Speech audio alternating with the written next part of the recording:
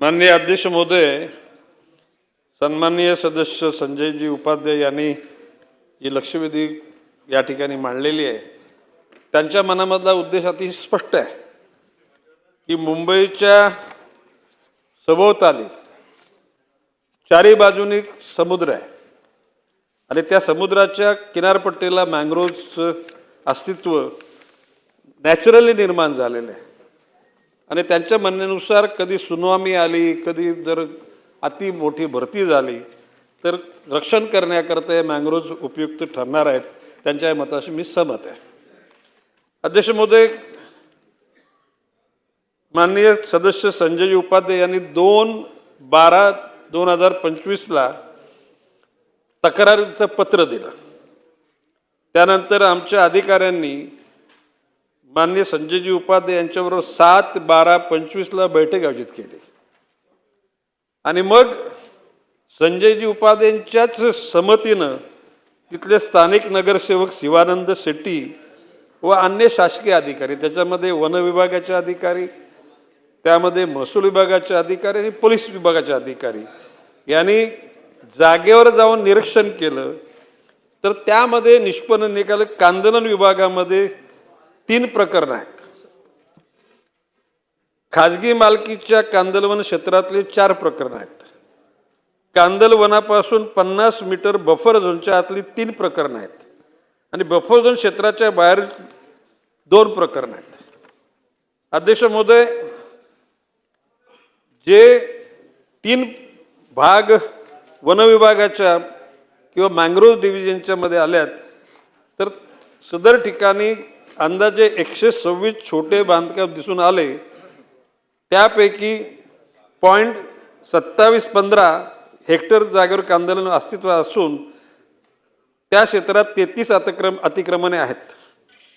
उर्वरित 0.913 हेक्टर क्षेत्रावर अतिक्रमणे कांदलवनापासून 50 मीटर बफर झोनच्या आतमध्ये आहे. अध्यक्ष महोदय, मँग्रोव्ह डिव्हिजन म्हणजे फॉरेस्ट विभागानं कारवाई एका ठिकाणी केली. काही ठिकाणी जागा पूर्वी वन विभागाला हस्तांतरित झाल्या नव्हत्या म्हणून नोटिसा देण्यात आलेल्या आहेत. माननीय संजयजी उपाध्यायच्या या लक्षवेधीमधला उद्देश अतिशय स्पष्ट आहे की ज्या गोष्टी चुकीच्या होतात त्या गोष्टीला बंधन पडलं पाहिजे. मी आज आपल्या माध्यमातून संजयजी उपाध्यायांना आश्वासित करतो, वन विभागाच्या अखत्यारीत असलेल्या ज्या काही अतिक्रमणं असतील ती शून्य केली जातील आणि जे लोक त्या ठिकाणी चुकीच्या पद्धतीनं कारभार करतात त्याला थांबवलं जाईल. त्यांनी मगाशी काही कंपन्यांचा नावाचा उल्लेख केला. कुठल्याही कंपन्या असोत, जर का नियमाच्या बाह्य काम करत असतील तर अशा कुठल्याही कंपन्यांना त्या ठिकाणी गैरकाम करू दिले जाणार नाही. त्यांनी गो हत्याचा त्या ठिकाणी उल्लेख केला. असे प्रकार जर त्या ठिकाणी असतील तर कलेक्टिव्ह रिस्पॉन्सिबिलिटी म्हणून वन विभाग असेल, महसूल विभाग असेल, महानगरपालिकेच्या हद्दी असतील, त्या सर्व गोष्टीला बंधनं घातली जातील.